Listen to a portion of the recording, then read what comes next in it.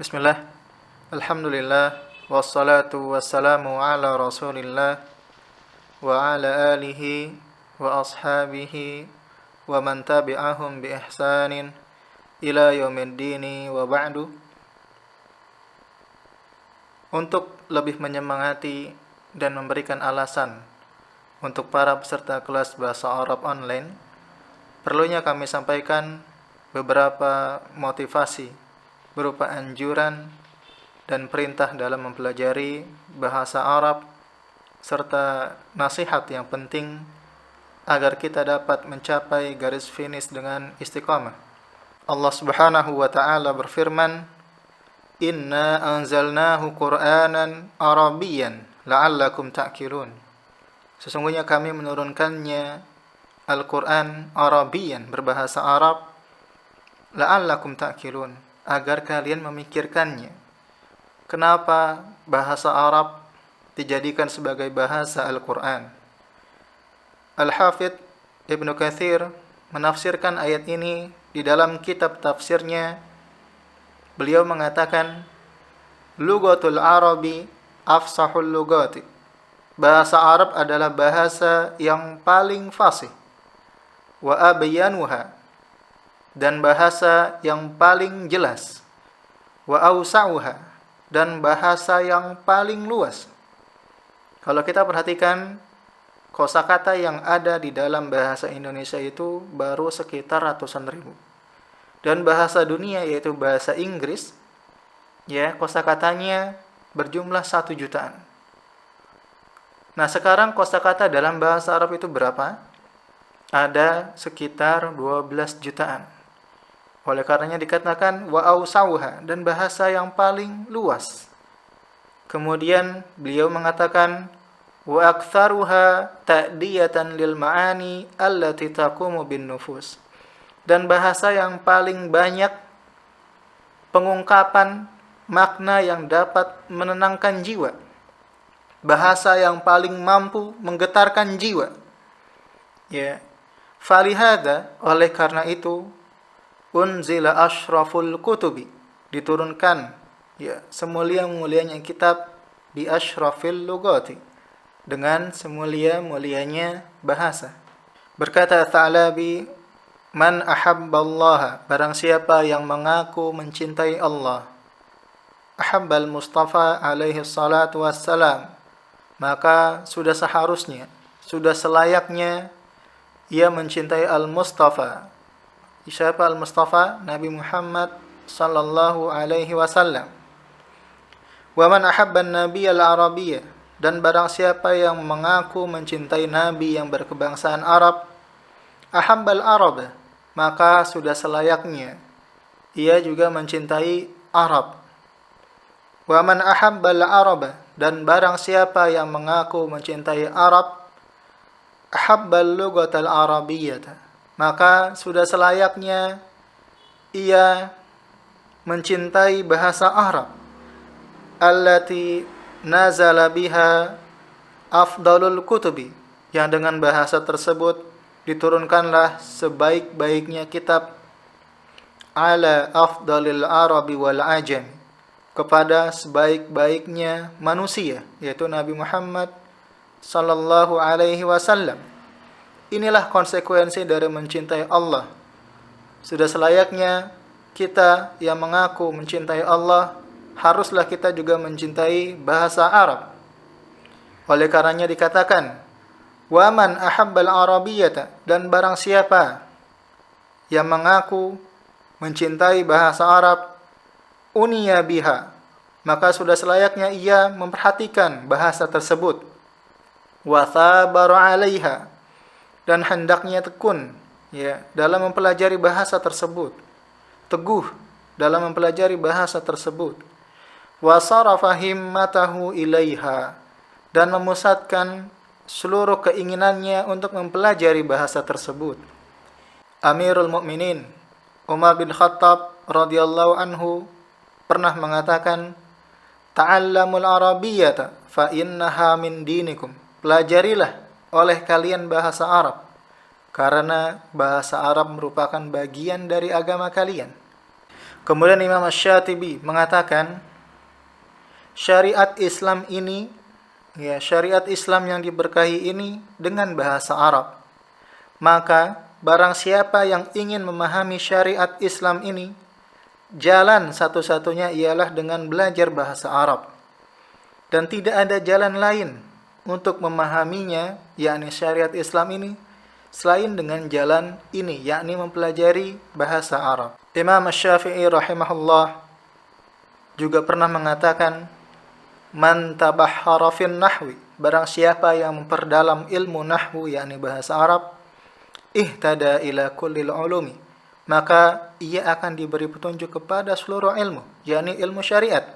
Saking pentingnya ilmu bahasa Arab, Abdul Malik bin Marwan, seorang yang pernah menjabat sebagai seorang khalifah, beliau mengatakan, ta'allamun nahwa, pelajarilah oleh kalian ilmu nahwu, yakni ilmu bahasa Arab. Kama tata'allamuna sunana wal fara'idha, sebagaimana kalian mempelajari hal-hal yang sunnah dan hal-hal yang wajib. Saking pentingnya ilmu bahasa Arab untuk kita pelajari, beliau menyandingkan tatkala misalnya kita belajar tentang ilmu salat, bagaimana berwudu, ya, maka di situ juga kita harus semangat dalam mempelajari ilmu bahasa Arab. Dan terakhir, di antara urgensi dalam mempelajari bahasa Arab, sebagaimana yang disebutkan oleh Imam Mujahid, beliau mengatakan, la yahillu li ahadin, tidak halal bagi seorang pun, yu'minu billahi wal yaumil akhir, yang beriman kepada Allah dan hari akhir, ayyatakallama fi kitabillahi, ia berbicara dalam masalah-masalah agama Allah ini, idza lam yakun aliman bilughatil arabi, tatkala ia tidak mengetahui sedikit pun ilmu dalam bahasa Arab. Oleh karena itu, ikhwah wa akhwati fillah, rahimani wa rahimakumullahu jami'an, setelah kita mengetahui keagungan bahasa Arab dan bagaimana keharusan dalam mempelajarinya, mari kita sama-sama untuk meluruskan niat kita dalam mempelajari bahasa Arab.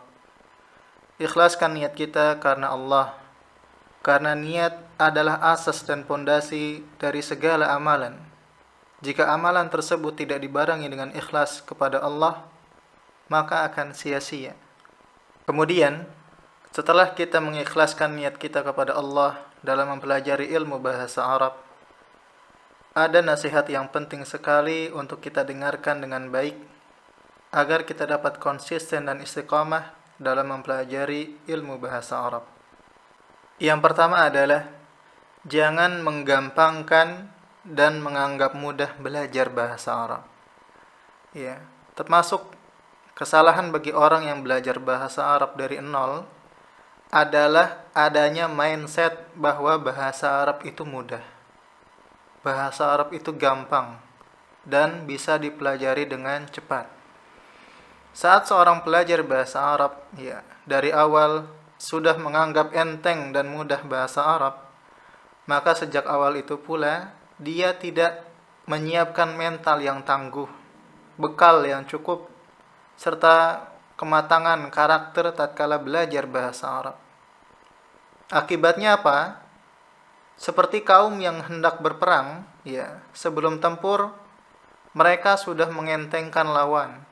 Mereka pun tidak mempersiapkan bekal dan strategi perang yang memadai, sehingga jatuhlah mereka dalam kekalahan yang pahit. Pun demikian, ya, dengan pembelajar bahasa Arab. Dari awal sudah menyepelekan, merasa mampu dan kepedean. Dia pun tidak berusaha menyeimbangi hal itu, perasaan tersebut, dengan bekal-bekal belajar yang cukup. Sehingga tatkala disadari bahwa ternyata bahasa Arab tidak semudah yang dibayangkan, Ya, tidak sesimpel yang dipikirkan. Dia ngedrop, ya, down, patah arang, dan tidak berdaya di depan kelemahannya sendiri. Selanjutnya apa? Bisa dilihat dia akan segera lari, kabur dari majelis, ya, majelis ilmu, putus asa, tidak mau belajar lagi, dan merasa bahwa bahasa Arab itu sulit sekali. Ya, dan fakta ini amat sangat banyak. Benar, ya, bahwa bahasa Arab adalah bahasa Islam dan Al-Quran yang Allah janjikan kemudahan di dalam mempelajarinya. Tapi bagi siapa?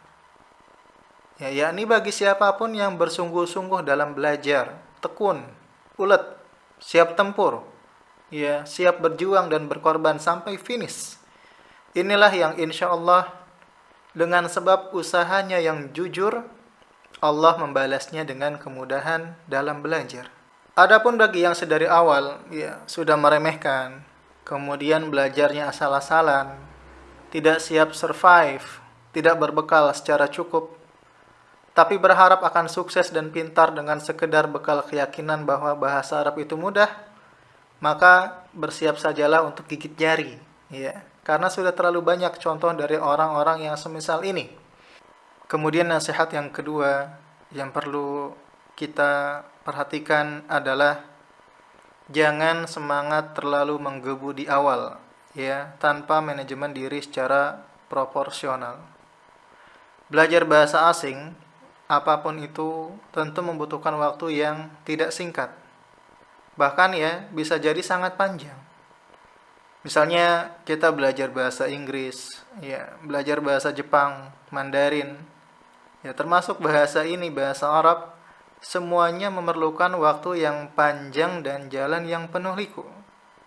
Ya, dan rentang waktu yang panjang tersebut sangat berpotensi menyebabkan kejenuhan dan rasa futur. Ya, lelah dan kehilangan semangat. Oleh sebab itu, seorang pembelajar bahasa Arab harus selalu bisa mengontrol jiwanya, ya, menjaga moodnya, serta terus memupuk semangatnya. Ya, mood dan semangat itu akan sangat mustahil bisa terus terjaga sepanjang waktu proses belajar apabila tidak di-manage dengan baik. Ya, ibarat atlet lari maraton, ketika sudah start, dia tidak akan lari sekencang-kencangnya di awal, melainkan lari sewajarnya saja. Apa tujuannya? Yaitu menghemat energi, menjaga tenaga, agar jangan sampai terforsir habis di tengah jalan. Padahal apa? Finishnya masih sangat jauh. Dia harus memanage energi dan kecepatannya. Begitupun para pembelajar bahasa Arab. Ya, kami dapati realita bahwa para peserta yang terlalu menggebu-gebu semangatnya di awal belajar, justru adalah yang paling cepat mengalami kejenuhan, kemudian hilang dari majelis, ya, tidak lagi belajar.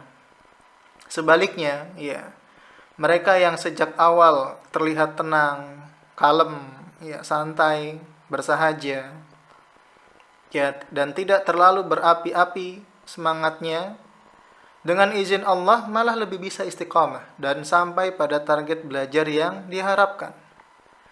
Itulah mengapa, ya, kami selalu menasihatkan kepada para peserta agar bisa mengatur semangatnya. Jangan terlalu menggebu, santai boleh, ya, tapi serius. Karena ini adalah ilmu yang dimana Allah mengatakan, Inna sanulki alaika qaulan thaqila. Sesungguhnya kami akan menurunkan kepadamu perkataan yang berat. Ya, kita dalam menuntut ilmu yang memopang apa? Ya, kalau kita lari kan yang memopang kaki. Kalau kita menuntut ilmu yang memopang apa? Hati. Jangan sampai hati kita terlalu lelah karena semangat yang menggebu di awal. Karena lelah itu akan melahirkan rasa jenuh, ya, bosan. Ujungnya adalah futur. Ya, cepat atau lambat lari dari majelis adalah pilihan yang terbaik, ya, menurut dia. Padahal apa? Ilmunya belum apa-apa. Dia belum bisa apa-apa. Maka dari itu, ya, nasihat kami kepada para pembelajar bahasa Arab, belajarlah dengan tenang, Ya, jangan terlalu menggebu, santai saja tapi serius, ya. Kalau sakit istirahat nanti ya. Kemudian kalau jenuh berhenti sejenak, ya. Tapi berjanji untuk segera kembali menekuni majelis belajar. Galilah ilmu secangkul demi secangkul, pelan tapi pasti. Yang penting istiqomah sambil terus menjaga mood, mengatur energi, memanage semangat. Karena apa? Jalannya masih panjang. Proses masih lama. Jangan lupa sertai dengan doa, ya, minta kepada Allah, bersandar kepadanya, memohon taufik dan pertolongannya. Oleh karenanya, kelas bahasa Arab online ini kami sediakan seminggu sekali. Cukup seminggu sekali saja belajarnya. Di tengah kegiatan antum yang sibuk bekerja, ya, mengurusi anak, melayani suami, atau mencari nafkah dan lainnya, antum tetap bisa belajar bahasa Arab. Yang penting kita sudah bisa belajar bahasa Arab. Ya. Dan kami sengajakan untuk mengirim materinya di hari Jumat. Supaya apa? Supaya di hari Sabtu atau Ahad, ya, barangkali itu hari luang. Ya. Sehingga kalian bisa istifadah mengambil ilmu di hari luang tersebut. Ya. Dari materi yang kami bagikan. Insyaallah yang seperti ini jauh lebih berpeluang mengantarkan pada keberhasilan dan meraih tujuan. Sekian apa yang dapat kami sampaikan dari motivasi, keharusan, dan nasihat dalam mempelajari bahasa Arab. Semoga apa yang kami sampaikan dapat membawa manfaat bagi seluruh peserta. Aqulu qawli hadza subhanakallahumma bihamdik asyhadu an la ilaha illa anta astaghfiruka wa atubu ilaik. Assalamualaikum warahmatullahi wabarakatuh.